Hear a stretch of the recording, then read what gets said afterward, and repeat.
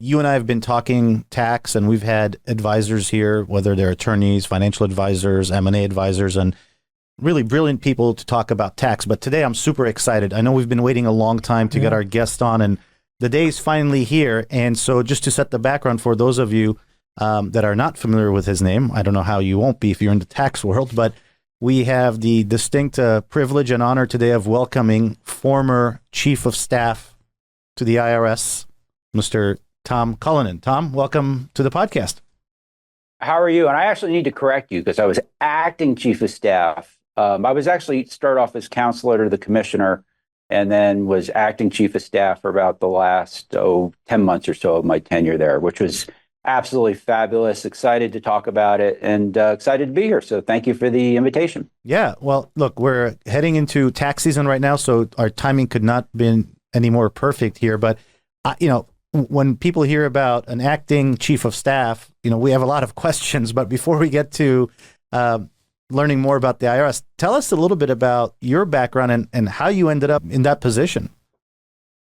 Yeah, it's kind of a bizarre journey, especially now that I'm back representing taxpayers. But I spent 20 years in another firm representing taxpayers really against the IRS and tax controversies. So think like audit, appeals, litigation, really from the smallest pro bono case to some of the largest tax cases that have ever been brought. So good portfolio, high net worth clients, partnerships, Fortune 500s, had a really great career. But I was really fortunate because I had a number of mentors that had been in the government, that had served in various capacities.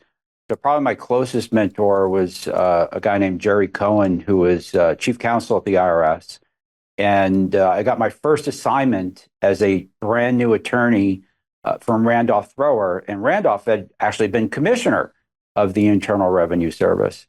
And then as years progressed at my firm, we brought in a gentleman by the name of Shelley Kay, who had been chief of appeals of the IRS, another Kent Jones, who is the assistant solicitor general for tax. So he's the guy who would argue all the tax cases to the United States Supreme Court. He argued something like 30 cases and dozens of appellate cases. And I got to learn from all these people, and they all, different people have different styles and have different approaches. And I was just really quite lucky to hear from these amazing people.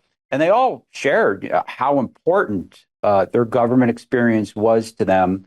They took a lot of pride in it. And when they came back outside of government to be representing taxpayers, it really, I think, better equipped them to advise their clients because they knew how the government would act. And when you're in a tax controversy with the IRS, I think it's almost always going to be to your client's benefit to have some understanding of, well, what's important to the IRS here? What is the IRS trying to accomplish? What is it that the IRS is likely to do? And that's true whether you're looking to potentially settle a case, resolve an audit, litigating strategies. So I learned a lot from those folks. This is a long-winded answer to your question, so apologize. But you guys on this podcast, I know you can cut things. So I'll just go on. No, this is good stuff. You tell me when to stop. But during those 20 years, I got to know the person who had actually been nominated to be the commissioner, the next commissioner of the IRS. And this was, I guess, sometime in early 2018. And his name was Chuck Rettig. And I saw Chuck at a tax conference. And I remember I saw him in an elevator bank. And I went up to him and I said, hey, congratulations on the nomination. You're going to do great. People really like you. You've got a great message. I think you'll have appeal to both Republicans and Democrats. And if there's anything I can ever do to help, just let me know. And he did not answer that question the way I expected him to answer that, that ask. So he said to me, well, really, if would you ever be interested in, excuse me, he said, really, if you're interested in coming in, I've been looking for somebody that can kind of come in as my counselor from the outside. There are a lot of great people in the IRS, but it's going to take me a little bit of time to figure out who's who, what they do, who I can trust. And I'm really looking for somebody to come in that I can bounce ideas off of, that will sit in meetings with me, and we can just kind of download off each other at the end of the day, see what we each heard, compare notes. And I said, yeah, that's fascinating. It sounds like a great job. And of course, it'd be appealing to anybody. And I said, but why me? Why would you want me to do it? And this is like a picture of our relationship over the next 4 years. He said, well, Tom, the IRS has really been kicked around the last decade or so. Their funding's been cut, and nobody likes them. You'll fit right in. And so it was one of those offers that I really couldn't say no to. In all seriousness, it was this type of conversation where I've been a critic of the IRS for years, and it was kind of like, put your money where your mouth is. We have an obligation to our country to go in and try to help when we can. And I felt seriously about that. It was a privilege. It was an absolute honor to go in for the time that I was there. Fantastic opportunity. I learned a lot. The things I got to do, tax lawyers don't usually get to do the stuff that I got to do. I probably met 100 congressmen and senators, helped with legislative affairs, the budget, modernization, enforcement, personnel, all sorts of random issues. I led the team that renegotiated our union contract. IRS has 83,000 employees, a pretty significant number, a percentage of which are in the union. So that all sorts of stuff. It was just a great opportunity. Yeah, and you said something really interesting about it's important for folks to understand how the IRS thinks, and I think all the CPAs and tax controversy folks listening on this podcast really want to know. But before I get there, obviously, was it last year or the year before with the new legislation, 87,000 new IRS agents was the headline. So, and you talked about how the IRS was beaten down for a long time. And I know, for the last 10 years, audits were down. And it seemed like a personnel issue. So can you give us some background into where we were with staffing at the IRS? I know a lot of the CPAs will tell you, before you pick up the phone, you call the IRS, it's going to take you an hour and maybe the phone would disconnect and you have to call back. Right. But that was a lot, there was issues there. But talk to us and kind of fill us in on what happened with personnel and how is this new funding, the hiring of new agents, what's going on there? Yeah, so the IRS really was in a tough spot. The funding had been cut for the better part of a decade, and in many years, the IRS was not permitted to hire at all. And as people traded out and retired, they weren't being replaced, and that puts more and more responsibility on the people that stay behind. And it was forcing the IRS to make some resource-based decisions. You can no longer do A, B, and C. So out of those three things, you need to choose which two you're going to do. And then eventually you need to choose which one you're going to do. And that's a tough spot, I think, for a tax administrator to be in. The people I know at the IRS, they always wanted to do the right thing, and they wanted to serve the American taxpayer with pride. And it was a tough spot to be in because you simply didn't have the resources to do that. Yeah, you weren't able to answer as many phone calls as quickly as you'd like to. You weren't able to provide the information that taxpayers need as quickly as you'd like to. From an enforcement perspective, yeah, you mentioned audit rates were down. I'll tell you, so I got there in 2018, and there's this thing called listed transactions. They're a type of transaction that the IRS has determined to be abusive. And I won't get into all the details, but there was really only one listed transaction at the time that the IRS was focusing on. And we learned that the IRS was only auditing 50% of the taxpayers that had engaged in that particular transaction. So this is something, mind you, that the IRS has already determined is bad. Now, you may agree with them or not agree with them as to whether it's bad or not. But when the IRS determines that it's bad, and as a consequence of that, anybody who did that transaction had to report their participation to the IRS. So this is something that the IRS says is bad. The IRS knows that the people did it. It knows their identities, and it's only auditing 50% of them. Yeah, we didn't think that was obviously good for tax administration, and we shifted some resources around. But had to take those resources off of other important things in order to kind of like put your thumb in the hole in that dike. So the new funding is just it's a watershed moment. It's being deployed for taxpayer services. I think we are seeing people answer the phones more quickly and more calls are being answered. We see taxpayer assistance centers, sometimes called TAX, being opened, which are essentially walk-up locations where taxpayers can go in person to do what they need to do, provide ID on something, pay a bill, ask a question, all those sorts of things. But a lot of the funding was devoted to enforcement, and that's in part because of congressional scoring rules. So I think part of the purpose here was that the Inflation Reduction Act funding that went to the IRS is expected to generate a significant return on investment, and that's being used to pay for other legislation that was in the same package that had some things for both parties that were important priorities for them. So if I'm hearing you right, the Inflation Reduction Act is basically telling the IRS, go enforce, collect money because we need the revenue to offset other expenditures we've had somewhere else. So the focus is definitely going to be on enforcement, correct? Yeah, the vast majority of the funding was on enforcement. And again, that's as a pay for. Actually, I was confused a second ago because that legislation was the green energy legislation. The more recent legislation that I just flip-flopped was they're using the termination of the ERC to pay for business deductions and child tax credit. Okay.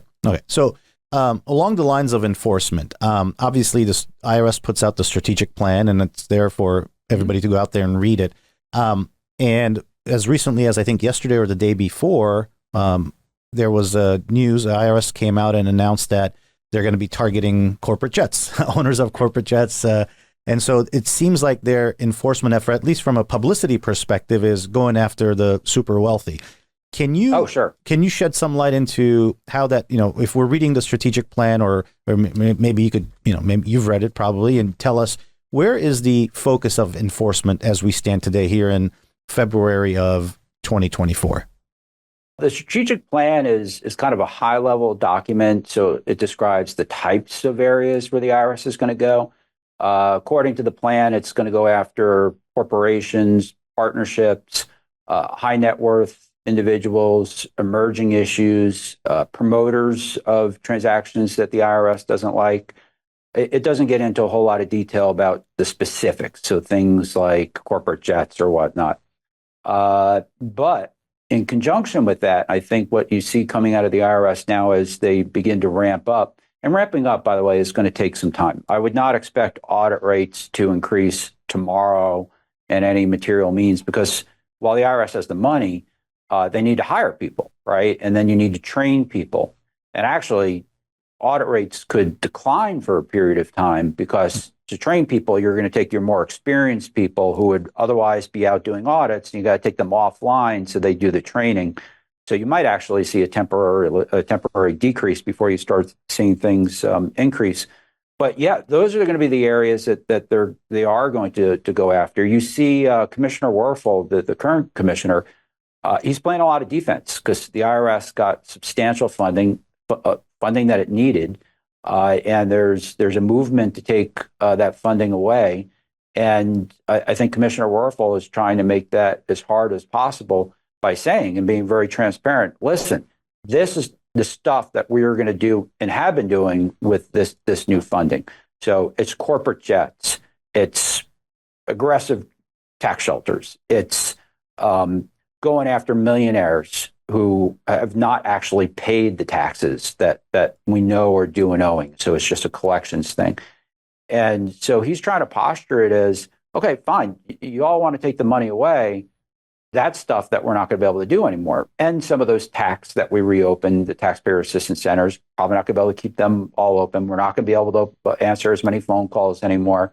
And so he's being very transparent and showing what the IRS is doing. So when you want to talk about where the IRS is going, I'd say just read what the IRS is saying. Those press releases on the corporate jet, if I've got a corporate jet, or if I'm thinking about getting a corporate jet, and that's perfectly legitimate, it can be done in a perfectly legitimate way. There are some that toe the line a bit. You might want to be thinking about how you use it and whether you're in compliance, because the IRS is telling you that that's something that they're going to be looking at. And there have been probably a dozen press releases on a variety of topics over the last, I don't know, 8-9 months. I'd be paying attention to those, because not only is it those types of press releases in some cases used to be like kind of a warning trying to dissuade taxpayers from doing something. Now it's that, but it's like they're creating a scorecard that they want to be able to say to Congress, hey, we told you we were going to do this, and now we've done it. Because you see Commissioner Werfel in his press releases, like the thing I mentioned about from the collecting unpaid taxes from millionaires. So he said, this is something that we're going to be going after. And then you read his recent press releases, and I forget the numbers, but it's like, okay, we just collected $250 million. And then a month later, next press release, okay, now we're up to, we collected $500 million. So, he wants to keep score and actually show results. So I think that's a big change. Okay. And you mentioned, besides going after corporations, partnerships, and millionaires. And that's a pretty broad category, right? I mean, so when we're talking about partnerships, is there a size component to this, or is it all partnerships? So size-wise, I think IRS will be extraordinarily careful about increasing or conducting audits of anybody making less than $400,000. When they got the funding, there was some news and reports that the IRS were going to use it to go after the little guy. And so Secretary Yellen and Commissioner Rettig, IRS, Treasury, put out in press and their letters and directives that essentially state that the IRS will not use this funding to increase audit rates relative to historical norms on anybody less than making $400,000. And for political reasons, I would expect the IRS to be very wary of doing that, right? That IRS is already a big target. That they don't need to give somebody something more to shoot at, right? So if they said they're not going to do it, I wouldn't expect them to do it. So I would think that we're talking about larger partnerships, again, corporations. There was one wave that they're starting to use AI now to identify partnerships that they're going to go after. It's kind of like a pilot program. And they put out a press release that they're going to start auditing. Again, I forget the exact number. 100 jumps into my head, but don't quote me on that. Of course, this is being recorded, so I guess you're quoting me on that. But that they are going to focus on a certain number of partnerships that they've selected using new tools, cutting edge technology. So I'm sure that there's a lot of excitement within the agency to see how that works out. Is there, over your time at the IRS and keeping in line with the enforcement, was there something that surprised you when, now that you were on the government side, was there something that surprised you in terms of enforcement, whether there was an area that you thought there could be more enforcement, or there was maybe too much focus on one area? I'm just curious what you kind of surprised you about that transition and in terms of practicing law. Okay, first, Jack, you said now that I'm on the government side. I'm not on the government side, all right? Now you're not, but I was on the government side. When you were at the IRS. I'm a psychological, I'd be like the perfect candidate for like a psychology paper, because I represented taxpayers for 20 years against the IRS. Yeah. Then I go to work for the IRS for 5 years, and I bring all that knowledge to try to help the IRS go after like the people I know what they're doing. And now I'm back on the outside representing taxpayers against the IRS. Mm-hmm. Right. So with respect to the types of things that I saw, I think we touched on that before, and a lot of it was really just resource driven. Mm-hmm. You can read these reports. They're public. There was one that GAO put out, I think it was about a year ago, and GAO, Government Accountability Office. So they and TIGTA are essentially the IRS's auditors. And so they'll come in and look at IRS processes, and they issue these sometimes pretty lengthy reports about how the IRS can improve. And this particular report was, I think it was about the Office of Promoter Investigations, which I actually co-led the creation of. But that was a big part of it. And they were talking about how the IRS currently was looking at 30 or so promoted abusive transactions. That's a lot, right? I mean, we haven't seen that much coming out. And but the IRS simply just did not have the resources to dig into those things in the past. And I guess I can't say I'm surprised, Jack. You know, we knew that there was a decline in resources. I'd have to say going in, it just it confirmed for me, you know, what we had all been seeing on the outside. There were always questions. Okay, given that you have so few resources, where are you going to allocate them? And reasonable minds can disagree with that or on that. But it wasn't a surprise to me that the IRS just couldn't do everything that it really wanted to do. And I think most of us as taxpayers would think that hey, the IRS should be going after fraud, huge tax shelters, you know, really aggressive stuff. Because we used to talk about that as like being part of taxpayer service. So many of us, you know, we voluntarily do what we're supposed to do. We pay our taxes. We may not like it, but you know, we realize what's the old saying? It's like the cost of a civilized society, right? So we do what we're supposed to do. But then there are many who do not, and sometimes there are gray areas, right, about whether you actually owe it or not. And you know, that's where I come in now. But then there are some that, you know, are just deliberately not doing what they're supposed to be doing.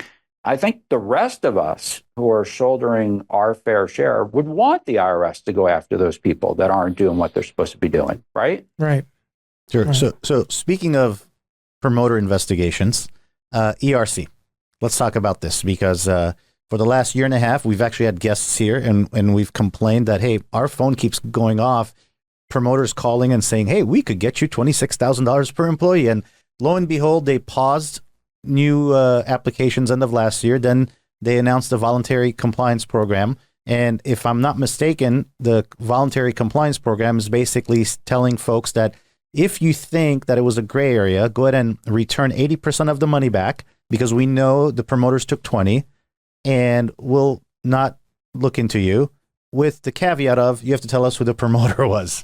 What's going on there? Because this is a hot topic right now. And first kind of set the stage for someone who just doesn't know what, ERC. I mean, we talk about it all the time. Kind of set the stage of what the program is, what happened, and then the voluntary compliance program, what the IRS is trying to do there. So the ERC, it is a real credit.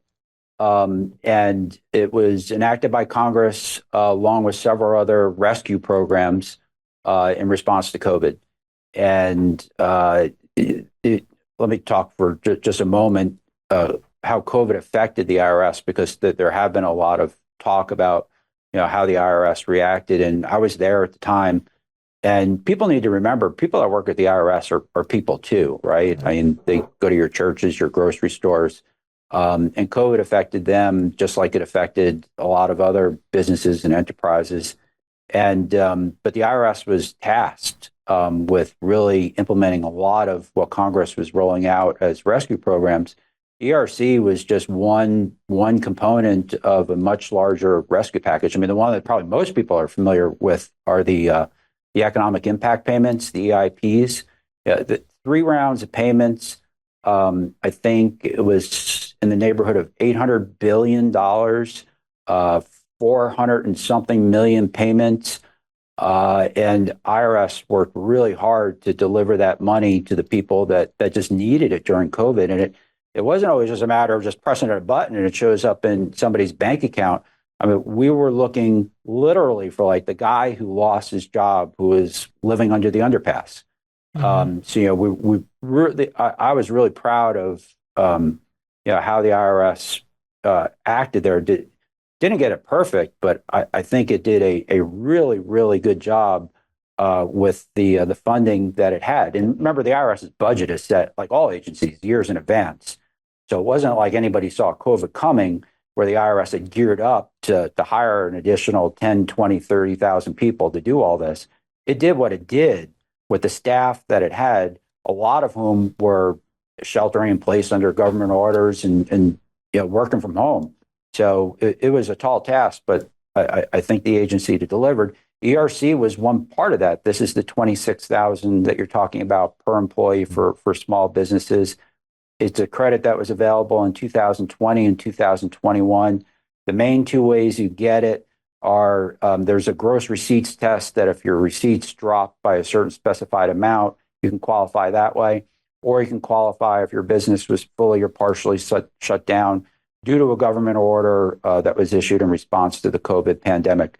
And yeah, there are a lot of businesses out there that are eligible. A lot have filed refund claims. There are probably a lot who did not, in part, I think, because of all the noise out there. You hear a lot about fraud and people don't think that they qualify when they actually do. But there's definitely some fraud. There are businesses that aren't really businesses or who didn't really have employees that filed. I think the IRS got very concerned with the number of claims. There was a period when they all of a sudden just shot up, like there was a huge volume.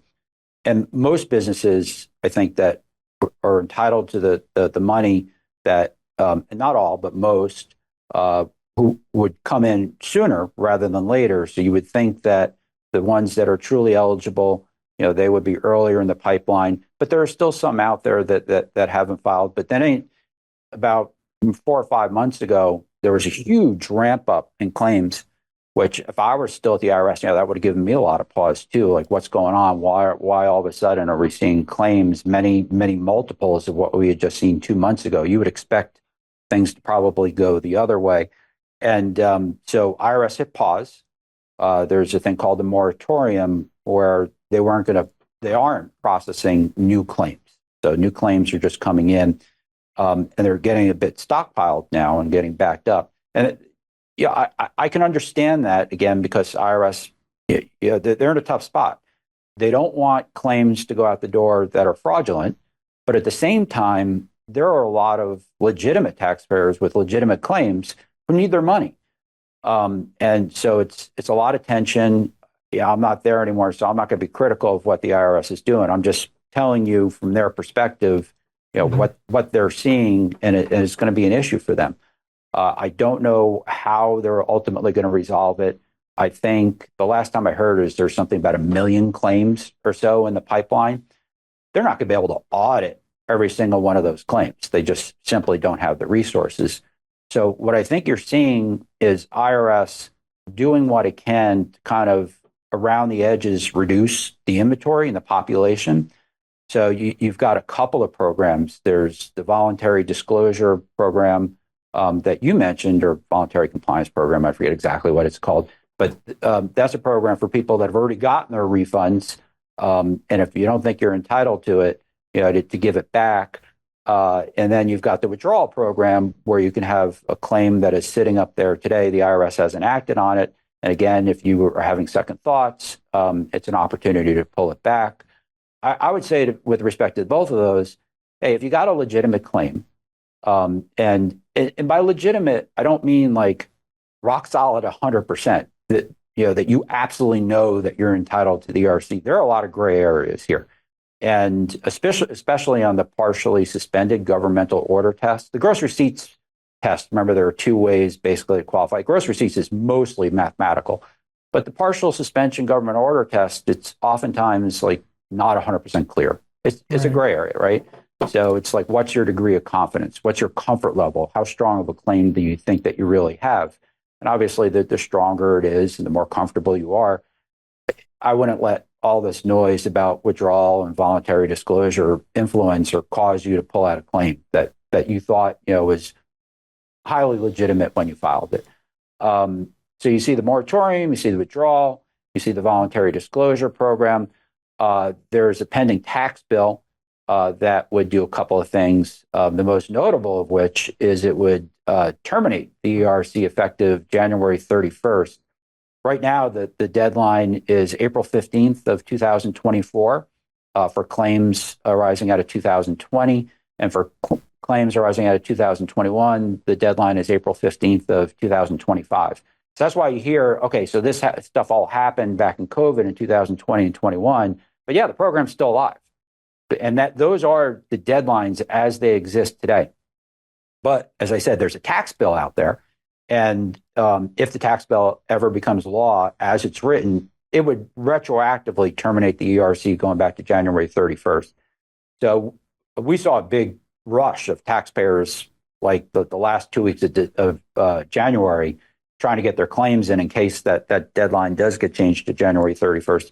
The other thing that the tax bill would do is, with respect to taxpayers, it was give the IRS 6 years to audit and to assess those taxes, where it would normally have much less than that, either those same April 15th dates that I discussed, or a 2-year period from when a refund is issued for an erroneous refund. So anyway, the taxpayers will be exposed to IRS scrutiny if that legislation is passed for much longer, which could, influence your thinking about how to respond to, for example, the voluntary disclosure program. So that program, if you got a claim in 2020, as the law is written right now, depending on what you got when you got your refund, your statute of limitations might expire on April 15th, 2024. I just can't imagine that there's a lot of interest in people engaging in that program when their statute of limitations is like almost up, right? The IRS is almost out of time to even get after you. For 2021, the IRS has longer. Now, if this bill passes and the IRS gets 6 years, that to me changes the incentives and the thinking about things. Absolutely. But yeah, you're right. There's been a lot of press, you see press releases from the IRS. Gosh, it seems like it's on a daily basis, doesn't it? Yeah. At least weekly, we're reading something. Yeah. So let me put myself in the position of a CPA or somebody in a business at the executive level that says, somebody came to me and said, hey, you could qualify for the ERC.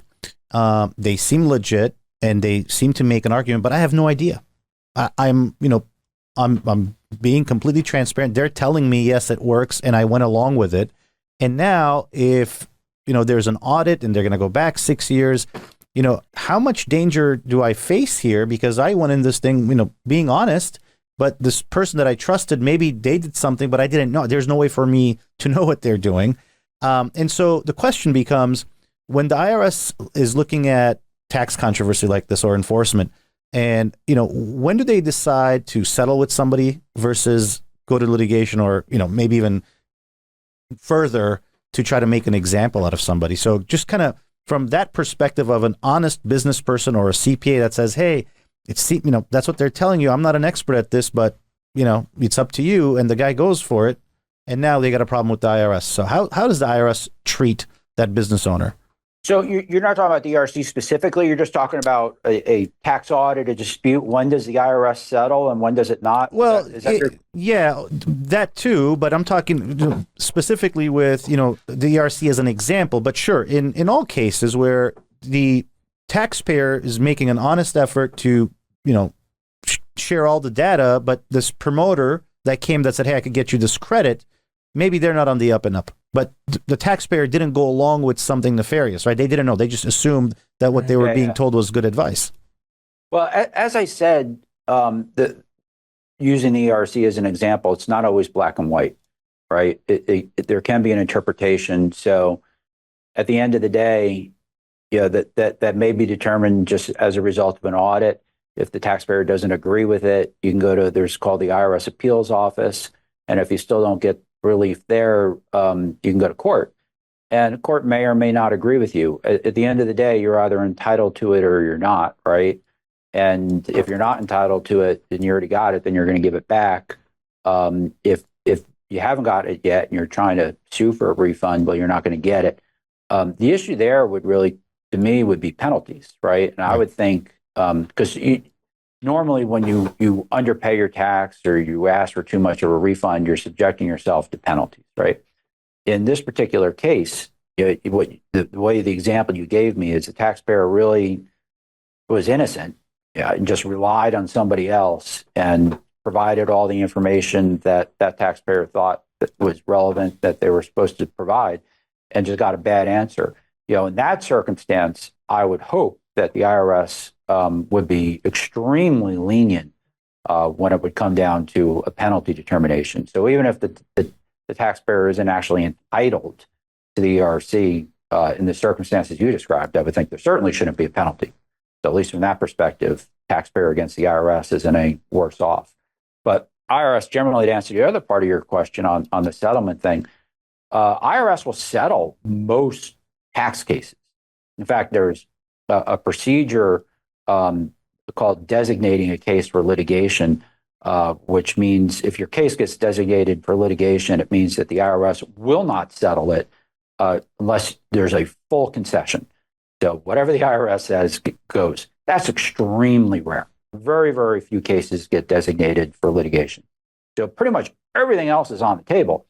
Now, the question there is, like in any other litigation, okay, you may not want to settle on the terms that you're being offered, right? Because the IRS generally is going to evaluate a case based on the hazards of litigation. They're going to look, okay, what's the likelihood of winning or losing, given whatever the law is, whatever other court cases have done. But then, there are other things that can be important to the IRS when you're thinking about an approach. And this is actually something I didn't always think about when I was back in private practice the first go around. I would almost always limit my conversations to the IRS about settling about the hazards. We're going to win, or we got a really good chance of winning, or that type of stuff. But there are other things that are important to the IRS that it never really dawned on me until I was inside. Things like resources. We talked about that, right? IRS really lacking in resources. If I can offer a settlement that is just easier for the IRS to implement, serve it up to them in a silver platter. Something else that you talked about press before. So the IRS is precluded by law from disclosing information about particular taxpayers, and that includes audits. It also includes the resolutions or settlements. But taxpayer can waive that. So, if you've got the client who doesn't really care about what, is in the press about him in terms of interaction with the IRS, there's actually money in that, because you might be able to get the IRS, hey, we'll waive, it's called your 6103 prohibition, and you can put all this right in the press. And the IRS does like to use the press, right? It's because it affects so many more taxpayers. When you do an audit or litigation, you're affecting the one taxpayer you're interacting with. But if it's in the press, well, then that's multiplied hundreds, maybe thousands of times, right? Because you've got taxpayers reading about that. And if that's something that maybe they've also done, or thinking about doing, maybe it makes them think twice about what it is that they were going to do. Yeah, interesting. So if a taxpayer is facing some kind of a controversy with the IRS, what are some of the initial steps that they should take? Call me. Next question. Okay. Well, Absolutely. That was easy. So if you're going to get an audit, the first thing the IRS is going to do is probably issue what's called an information document request. And, you need to think about what your records are, what your exposure is. You probably want to do as best you can to kind of cabin the scope of the audit. A lot of audits, so an audit can basically start in one or two ways. So you got to figure out kind of what it is that you're dealing with. You could be randomly selected for an A to Z type of audit where they're just going to look at your entire return. But as IRS resources declined, and I think as they train new agents over the last decade or so, maybe longer than a decade, you've started to see much more issue-specific type things, where IRS will come in, conduct an audit on a specific thing on your return that maybe it got information about as a result of a promoter, or there's some particular transaction. You mentioned corporate jets before. So, that might be something that they come in and just look at that and nothing else, right? It's a program. So one of the things you want to think about is, okay, they're coming in, they're asking questions about corporate jets. Let's not let this expand into also talking about whatever else might be beyond the return. So you want to think about that. you want to have a strategy, right? I mean, what's your ultimate exposure here? Do you feel like you've got a good tax position? Then fine, you know what your strategy is. You want to see it vindicated. If you don't, or you have some risk, you might want to take steps to mitigate that risk. You might want to take steps to try to maneuver towards settlement and salvage what you can, in particular if it's a really poor position. Yeah. For our listeners that are tax professionals, what's one thing you would tell them to either start or stop doing right now? I would, circles back to something we talked about before. I would pay attention to what the IRS is saying, more so than probably most people have before. The IRS is, they've done a lot of messaging in the past. On occasion, while I was there, may have had a role in writing some of that messaging.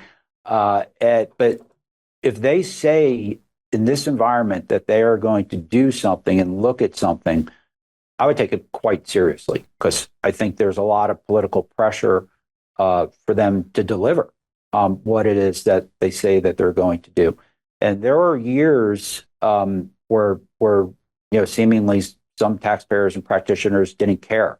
The IRS would say that it was going after something, and we'd see people do it anyway. I think those times are changing. And I think with the resources, especially for the near term, as they're looking at things that are, as I said, issue specific, because it's just much easier to train a new agent to look at just a corporate jet as opposed to auditing an entire corporate return. So if they say that they're looking at something, pay attention. Really check the quality of your position. If the message is about a particular transaction that the IRS doesn't like, and you're thinking about doing it, just be cautious. Proceed with real caution. I've been thinking about this as you're talking, and thinking about your time at the IRS, and also that we're in an election year. And I'm just curious, from working at the IRS and having to, go through a regime change during your time there, what was the experience like, with the transition from President Trump to President Biden, and handling maybe a new policy or new direction, and digesting that and trying to implement those types of things? And how does the service generally handle those types of transitions? The service is a tax administrator. And people sometimes miss that. I hear people complaining about, my taxes are too high. That damn IRS.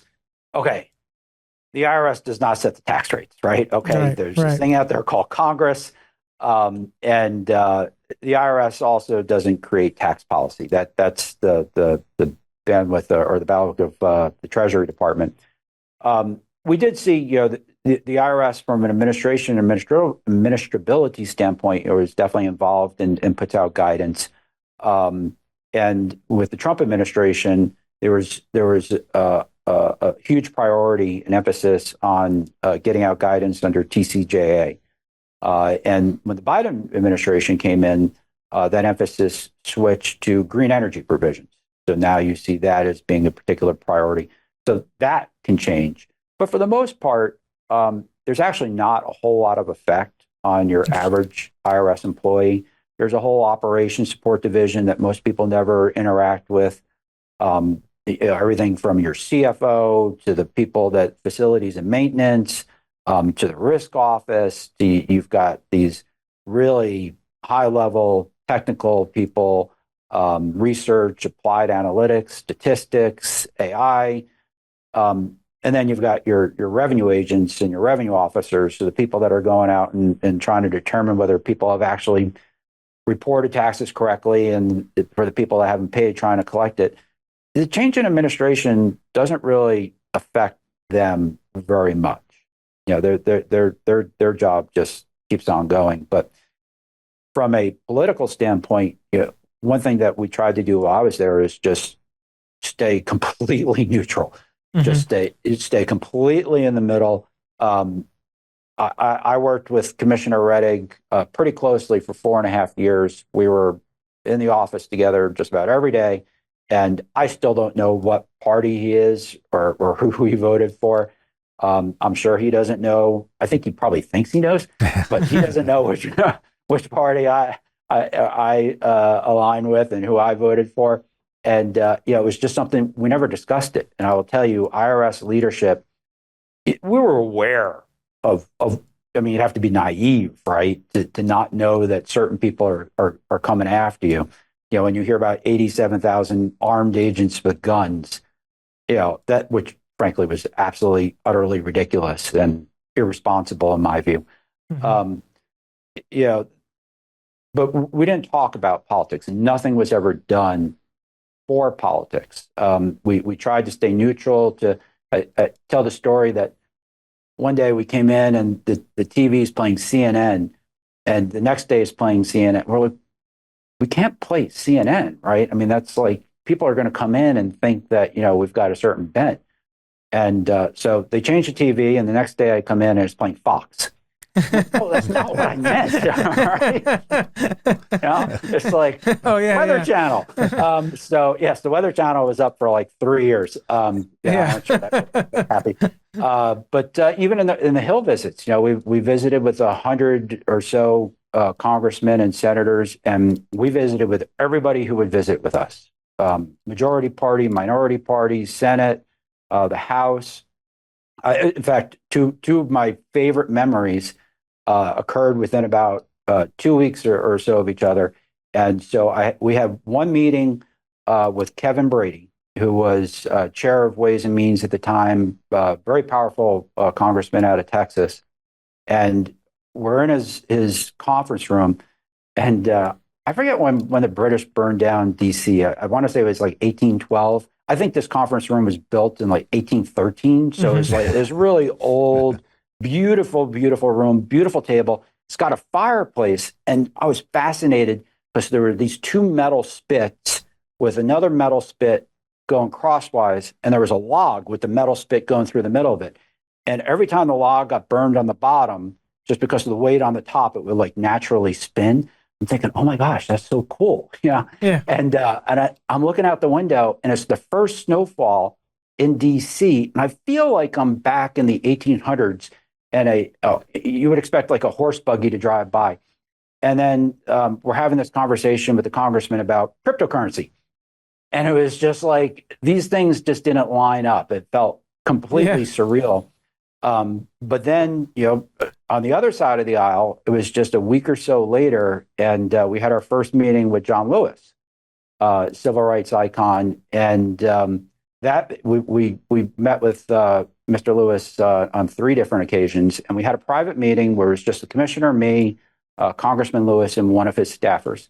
And Congressman Lewis is telling us about how he grew up on a sharecropper farm in Alabama, and he knew he wanted to be a preacher. So he would practice preaching with his chickens.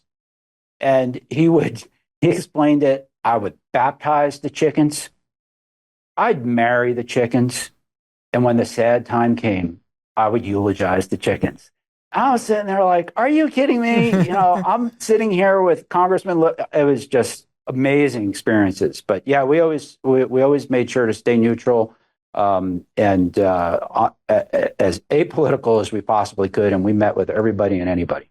No, that's awesome. So one final thing here, Tom, and that is, what's the one piece of advice you would give taxpayers, tax professionals helping taxpayers to play nice with the IRS and not to, get themselves too deep of a trouble? Yeah. Be forthright. I think the worst outcomes or things can get much, much worse if you get caught with your hands in the cookie jar, so to speak. If the IRS asks for something and you don't want to provide it, it might not, maybe because it's privileged. I see a lot of, or have seen during my career, where taxpayers say they just don't have something or they didn't do something, and those things maybe aren't necessarily true. And when the IRS discovers they're not true, you no longer have credibility. Things can get much worse. So just because I've seen so much of that, it's the first thing that came to mind. Be forthright. And by forthright, that can mean if the IRS asks a question, and you don't like the question because it might go someplace you don't want to. Okay, but answer the question, but tell the IRS what question it is that you're answering. So if the IRS asks for A, B, and C, and you're only going to give A and B, just say we're only giving you A, B, and A and B. Don't try to hide stuff, or at least not in a way that would be dishonest. What's that old saying? The cover up is worse than the crime. Yeah. So just be honest. Well, thanks for that information, Tom. Appreciate you coming on. Yeah. Thanks for having me. This has been great. Thanks, Tom. All right. Thanks, Tom. Information contained in this podcast and accompanying video have been derived from sources believed to be reliable. This content is not guaranteed as to its accuracy and does not purport to be a complete analysis of the topics discussed.